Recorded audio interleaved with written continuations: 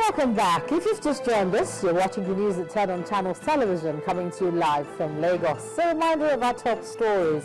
Federal government promises full implementation of 2014 budget. President Jonathan arrives South Africa to hold talks tomorrow with President Jacob Zuma. Bring Back Our Girls group remains resolute, decide to make second attempts to see the president at the villa. And Thai army detains ex-prime minister, also tightens grip on power.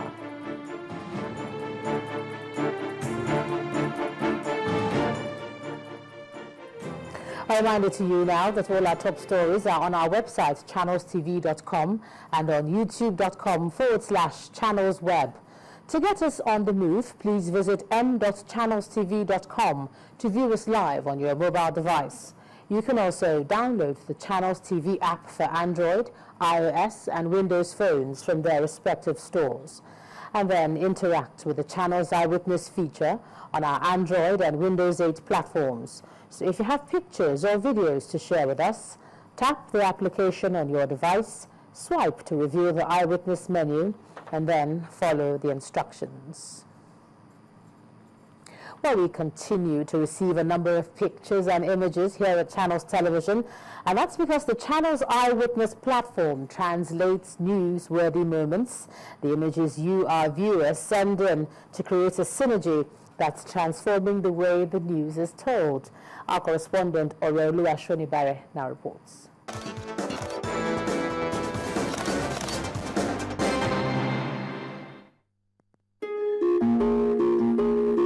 The success story of the Channels Eyewitness platform is one that is yet to be told. As you send in pictures, it is our duty to follow up as best as we can to air your worries.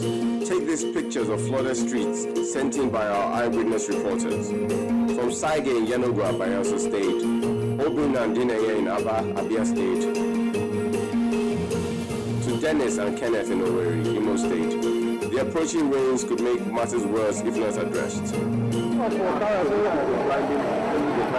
Channels Television caught up with Kenneth and other residents in that area who point out why the attention of the authorities is urgently needed. Just to draw the government attention that the contractor who they have awarded this contract to did the schedule work, and for that the residents are suffering.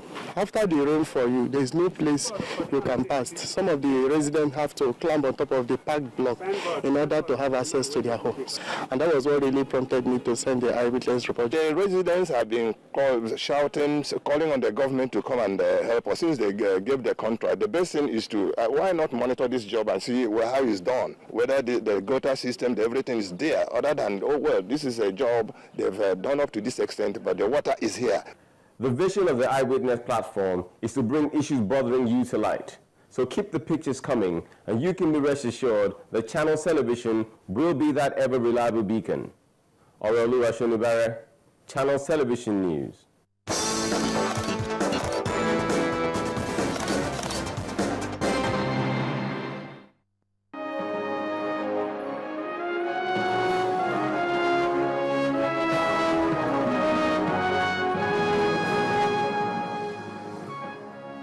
The Chairman House Committee on Diaspora, Honorable Abike Dabri Herrera, has asked the federal government to dialogue with Boko Haram in order to have the Chibok girls back. She spoke in Lagos today on the sidelines of an event aimed at highlighting the role of women in emerging African democracies. To negotiate with them so that we can get these girls back. Thereafter, anything can happen. But at this point in time, I think the only way out is negotiation to get those girls back safe and sound. And I see no reason why not. And you see, for a long time, we remain in denial as a people. The federal government remained in denial. That's why we are today. So at this point in time, negotiate with them, because you can't just go there and kill them. They will kill the girls. So negotiate with Boko Haram. Again, don't let's delay that for too long. That, I believe, is what has to be done now. Now, the Bring Back Our Girls protest group says they will make yet another attempt to see President Goodluck Jonathan, despite meeting with government representatives on the first attempt. Some of the protesters expressed dissatisfaction with the government's response and vowed not to stop until the Chibok girls are brought back safe and alive. The group also plans to use the Children's Day celebration as an avenue for Nigerian children to share their views about the insecurity crisis rocking the nation. The response from the president, as we said, is not satisfactory. We have detailed questions to the president. We have sent out 10 questions, which we had expected his representatives to use the medium yesterday to think and provide us with answers. They did not, so it was an unsatisfactory engagement. We intend to re-engage Mr. President on this because anything regarding our Chibok girls is not something that we would end in any way. This is a sustained engagement. We intend to continue with our engagement with the president. Our grievance yesterday is that Mr. President refused to come speak to us, refused to come hear the voice of the people who voted him in. That's my grievance, and I know that's the grievance of the Nigerians that came out yesterday to march in their numbers.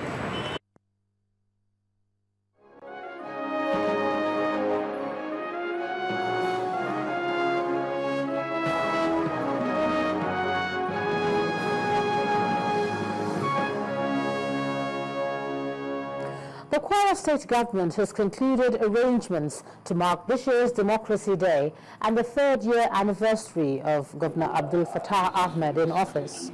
Addressing reporters at the Government House today in Ilorin, the Secretary to the State Government, Isiaka Gold, says the present administration has lined up many projects which it hopes to showcase during the week-long celebration. I want to make it abundantly clear that the week-long anniversary will commence today, May 23rd, 2014, and end on June 3rd, 2014. Among others, it will be used to showcase a number of government activities, projects, and programs.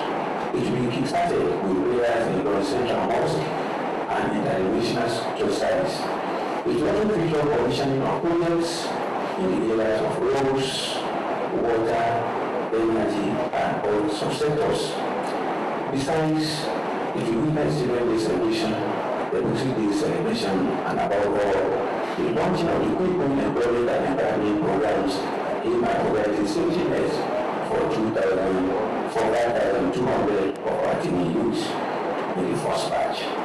This particular program is aimed at eradicating poverty and attendant youth restlessness.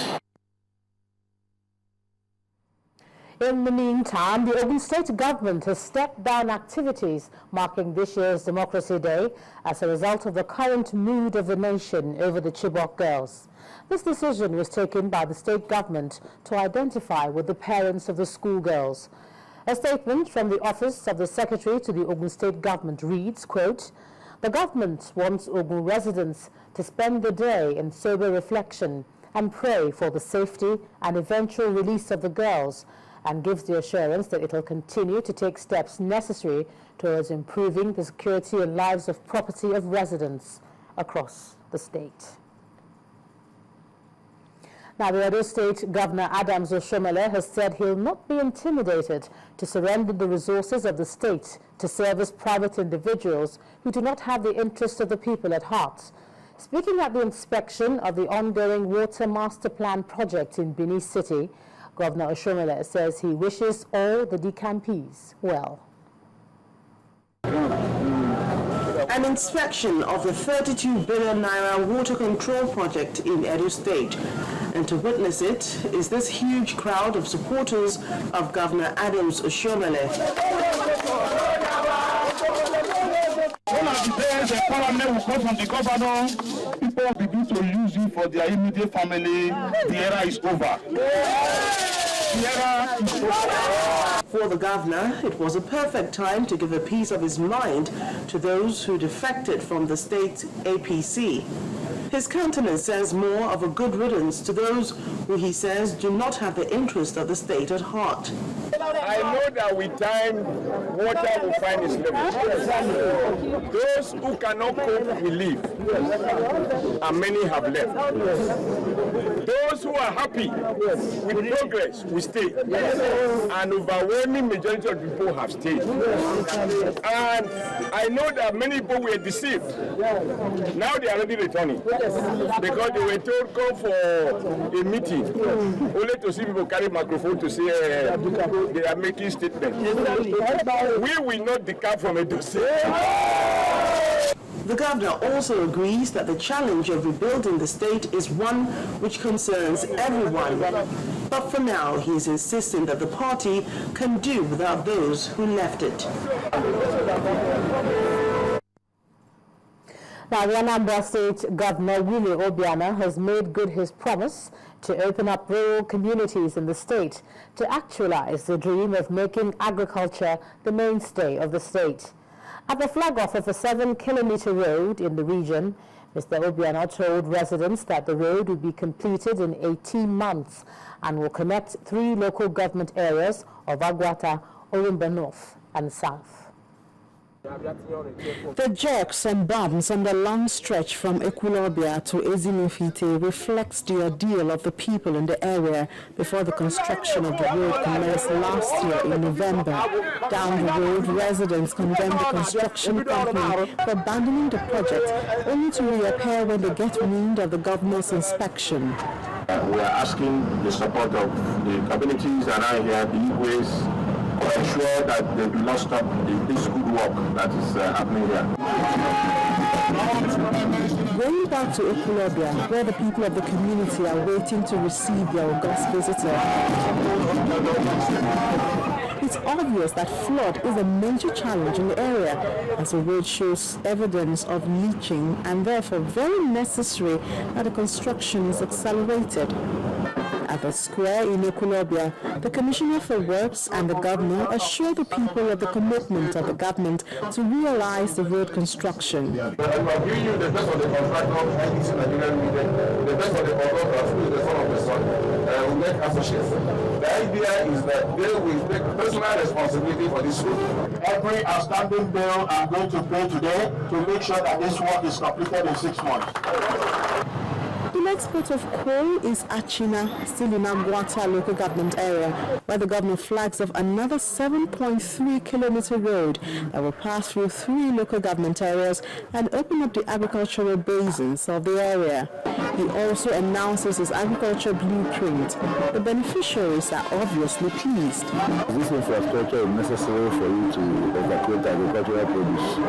And we are very grateful and recommend him to do more in other local government. The people in the cultural displays show appreciation over the 770 million naira capital projects of the government in their community, which they say will support them in no small measure in their agricultural activities, as well as easing transportation difficulties.